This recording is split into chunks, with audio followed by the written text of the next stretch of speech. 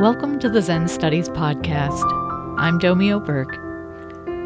There's no new members this week, but thanks to you if you're one of the people who support the podcast with a monthly, biannual, or annual donation.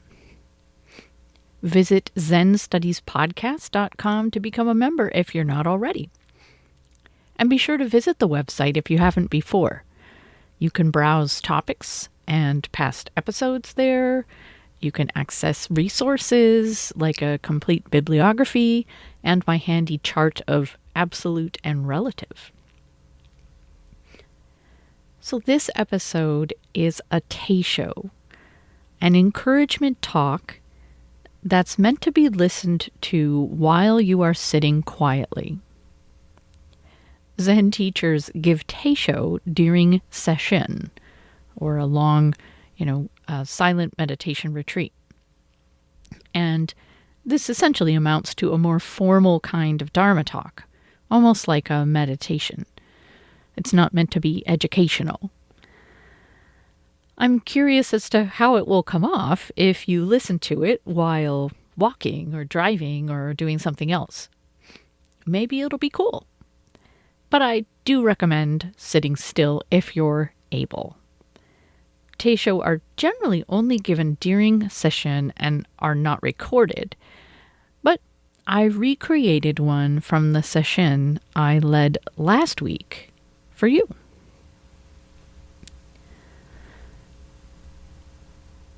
All religion, I think, is really about exploring the tension between individuality and oneness, between our experience of being a separate, independent being and yet kind of connected and not separate. This is the central koan for all of life. Life, if you think about it, is just is by inherently separate. Anything that's alive has a little boundary and has become separate from the rest of the universe. An individual cannot be divided. If you divide it, it will die. And it's self-replicating. So this is the condition of life from the very beginning of cell to multicellular organisms to us. So part of the karma, part of the causes and conditions of life is separateness. And if you are self-replicating, you are going to end up with a sense of self-preservation, a sense of self-centeredness. It's almost like life is a wonderful gift or superpower, but of course it comes with some kind of weakness, as all great superpowers do, or as if it's a wish that has been granted, but then comes with this little caveat that if we are alive, we will have this millennia-old karma of looking after ourselves, self-preservation and self-centeredness. And because I am separate from you and I cannot ever experience things from your point of view to get into your mind, I naturally think that I am the center of the universe. Intellectually, I know that's not true, but it's hard for me to wonder, what on earth other people do when I'm not around. So this is the human condition, or the condition of life. And then we practice. Whatever our practice is, zazen, session, retreat, and try to cultivate quiet mind. This quiet mind are the conditions for samadhi, for silent mind. And samadhi is not something we can force, but we can create the conditions for it. And then this still mind allows us to see through what I like to call our mental map. This sense that we have of the world, which, as I just talked about, is centered on the self. The self and everything else is mapped out according to its relevance to the self. But still mind, silent mind, allows us to see through that map, at least glimpses through it. Opens us up to a different kind of perception. Hongzhi describes a glimpse of this independent dimension. He says, silent and serene, forgetting words, bright clarity appears before you. When you reflect it, you become vast. Where you embody it, you are spiritually uplifted. Spiritually solitary and shining. Inner illumination restores wonder. Dew in the moonlight, a river of stars, snow-covered pines, clouds enveloping the peak.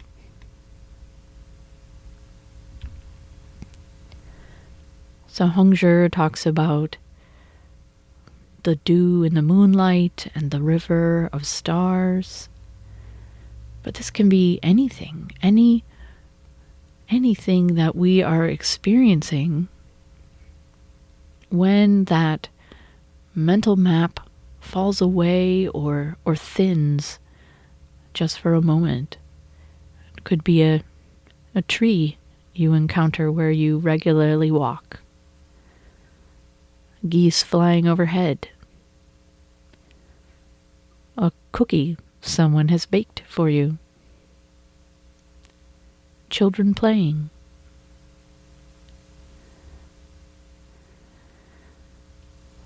We get these brief glimpses, experiences of oneness, of non-separation. Sometimes it's an experience of unconditional, inexplicable joy or peace. A sense that everything is one seamless reality. We're able to view things momentarily without expectations, without our preconceptions, without our mental map. And we're able to see what a miracle everything is. The luminous suchness of each thing in itself.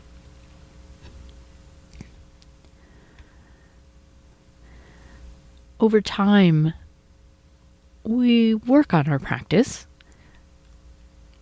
and these moments of encountering the ineffable, for lack of a better way to phrase it, we remember them. They change us. We become more and more familiar with the ineffable, usually not as quickly as we would like to become familiar with it, but gradually it does happen if we continue practice. We have a bigger perspective. And all of these things that I'm describing are more real than what we usually are aware of in our everyday lives. More real because they are a bigger perspective. They contain everything.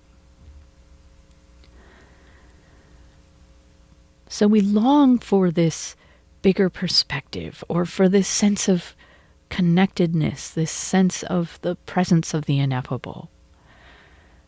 We long for it, but still we remain trapped in our individuality, in our karma. And the contrast can be heartbreaking.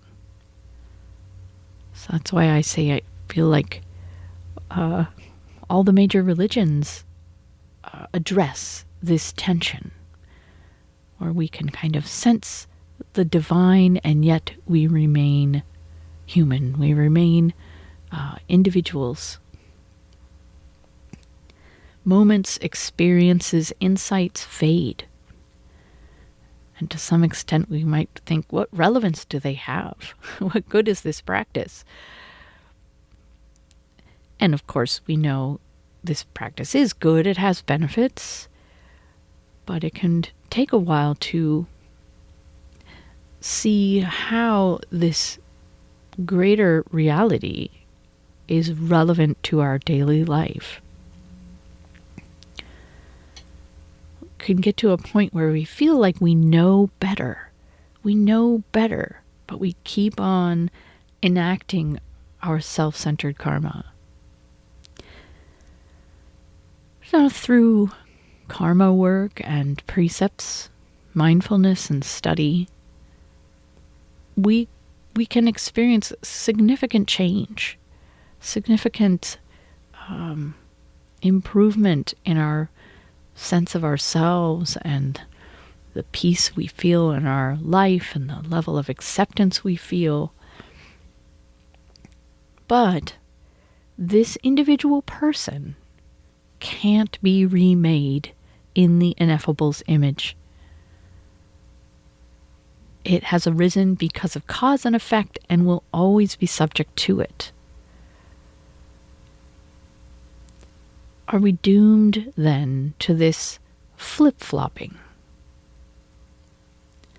A sense of duality and separation and unease in everyday life, because it seems impossible to maintain awareness of the ineffable there.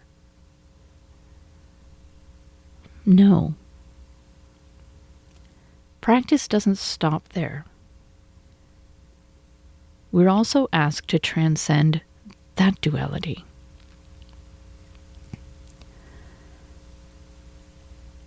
We can recognize we aren't separate from the ineffable for an instant, that we are an emanation of it. In the Bloodstream Sermon, Bodhidharma says, "To find a Buddha, you have to see your nature. Whoever sees their nature is a Buddha." So we cultivate samadhi, that silent mind. We investigate who sits, who breathes, what causes me to seek. And we search for who or what, but there is no who or what to be found. Nothing that can be grasped. When we realize this, we are awakening to emptiness. That is the absence of what we expect to be there. Like a cup is empty of water or a house is empty of people, we are empty of this inherent, graspable self-nature. And you can't prove a negative, but you can see directly your view of an inherently existing self-nature. You can realize that view is just a view, just an idea you have created and are holding on to. It can melt away. And then what you perceive is boundarylessness. And yet everything still goes on.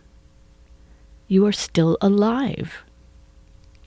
Bodhidharma tells us to see our nature. So what is our nature? Emptiness is just the beginning, just to see, it's not what I thought it was. So now what? You are empty, yet everything still goes on. You are still alive. Who are you? Who am I? Where does an authentic response come from if we're empty? Where did this talk come from? This is Dharma handed down from ancestors. This is Dharma or truth. Who created that? This is also karma moving through me and through my teachers. This talk arises from my students, from the questions they ask, from the insights that they have. There's some kind of synergy and something responds. Something moves through us, feeding us. When you eat, just stop and watch your hands. Be aware of your mouth chewing and your throat swallowing, and you're doing all of these things to feed yourself. You, the you who you usually identify as being in charge, is not doing that. Something washes us. Something walks. The ancestors called this animating force, although even that ends up implying things that it shouldn't imply. They call it mind with a capital M. Bodhidharma said, everything that appears in the three realms comes from the mind. Hence, Buddhas of the past and future teach mind to mind without bothering about definitions. Then a student asks Bodhidharma, but if they don't define it, what do they mean by mind? And Bodhidharma says, you ask. That's your mind. I answer. That's my mind. If I had no mind, how could I answer? If you had no mind, how could you ask? That which asks is your mind. Trying to find a Buddha or enlightenment is like trying to grab space. Space has a name but no form. It's not something you can pick up or put down. And certainly you can't grab it. Beyond this mind, you will never see a Buddha. The Buddha is a product of your mind. Why look for a Buddha beyond this mind?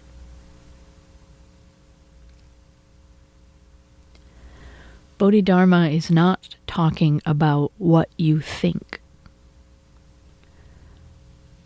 He's not talking about your opinions or emotions or reactions. If somebody told you that defined mind that way and said, there's nothing beyond this mind, that would be disappointing and discouraging. That's not what mind is in this sense. Your mind is not what you think. So what is it?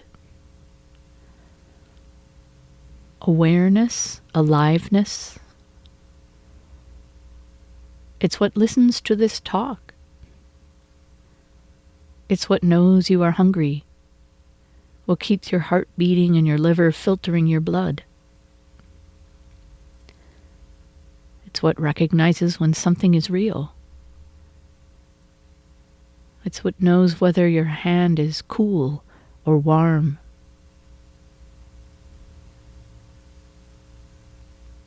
Now we can twist our brains into pretzels, trying to figure out what Bodhidharma means by mind. What does he mean everything that appears comes from the mind? Philosophers and psychologists could spend lifetimes talking about this. But what does it mean to you and me? Why did Bodhidharma bring it up? It means we should attend to our own direct experience to find what it is we're looking for.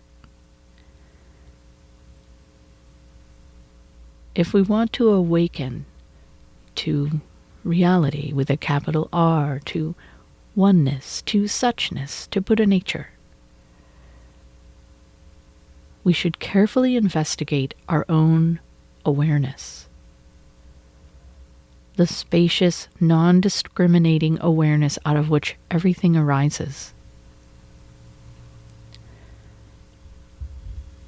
Out of which everything arises, our noble thoughts, our compassion, our bodhicitta, but also everything else. There is no executive I inside you who is in charge. There's only your awareness in this moment and the choices it makes possible. There is, without doubt, authentic response. You can be reacting based on karma or caught up in your ideas, or you can meet this moment grounded in your true nature, which is empty and boundaryless, and allow an authentic response to arise from mind with a capital M.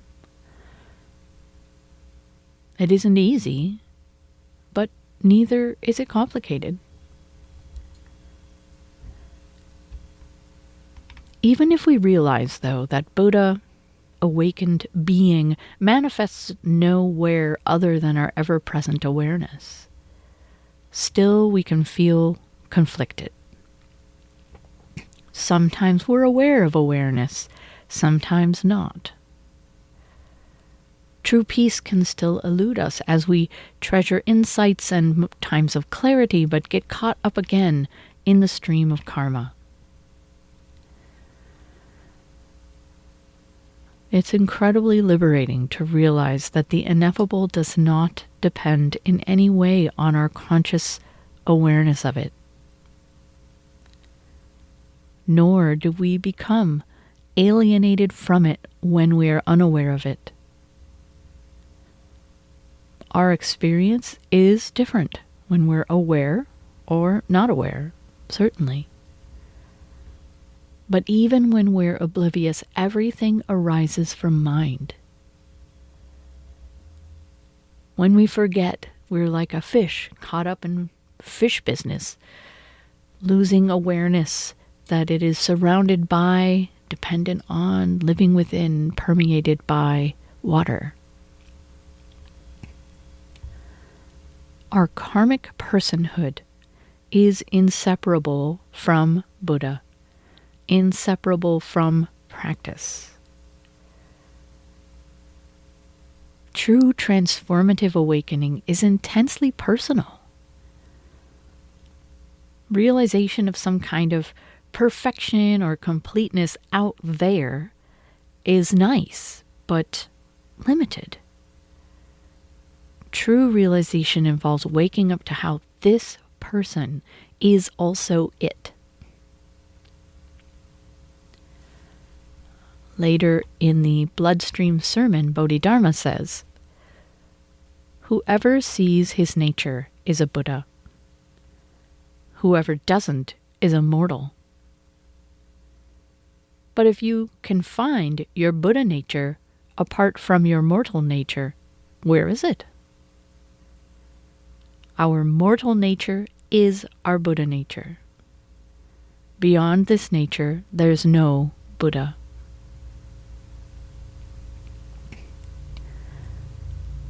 If we look really carefully in our own experience, we will find a sense, sometimes dramatic, sometimes subtle. Not this. Not this. Not when I'm like this. Not this situation. Not yet. Not this. And that is what we are investigating. This is the Buddha's dukkha. Complete peace and satisfaction are possible right here, right now, excluding nothing. And this is why we make space for quiet mind, so that we can taste that, become more familiar with that. But so we can avoid that sense of duality and sadness about being separated from what is true, we should remember we don't practice in order to achieve realization. Practice is realization. Dogen often uses a term that is translated basically as practice hyphen realization. Practice realization. They're one thing. We are not who we think we are. Reality is not what we think it is. Dogen says when in Bendowa, when even for a moment you sit upright in samadhi, expressing the Buddha mudra, that is the form, the upright form, in the three activities of body, speech, and thought, the whole world of phenomena becomes the Buddha mudra, and the entire sky turns into enlightenment. And this is not just a metaphor. This is the real experience.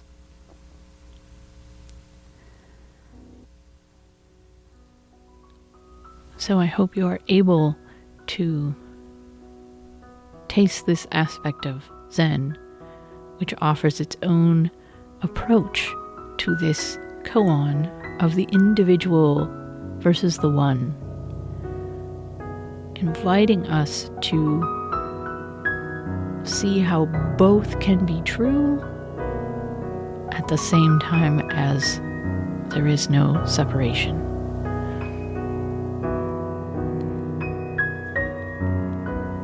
Thank you for listening.